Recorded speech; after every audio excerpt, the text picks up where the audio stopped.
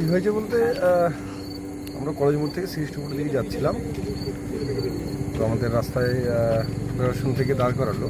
তখন আমরা দেখতে পেলাম যে বিহার মোড়ে দুজন, একজন মালদার বাসিন্দা এবং একজন বিহারের ছত্তরগঞ্জের, তাদের কাছ থেকে নেশা সামগ্রী, ড্রাগস জাতীয় কিছু পাওয়া গেছে এবং কিছু ক্যাশ এবং মোবাইল এগুলো পাওয়া গেছে। পুলিশ প্রশাসন আমাদেরকে দাঁড়াতে বললো এবং আমাদের সামনে সব সিজ করা হলো এবং পরবর্তীকালে তাদেরকে অ্যারেস্ট করা হলো। কত ওজন আছে ড্রাগসের? 102 গ্রাম।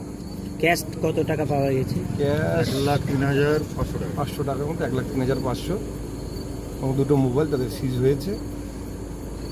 একজনের বাড়ি কি মালদাতে? হ্যাঁ, একজনের বাড়ি মালদা কালিয়াচক, আচ্ছা। আরেকজন হলো আমাদের বিহার লাগোয়া ছত্তরগঞ্জ, সেখানকার বাসিন্দা। দুজনেরই বয়স আনুমানিক 21-22, ইয়ং ছেলে। এরা কি কেনাবেচা করতে এসেছিল?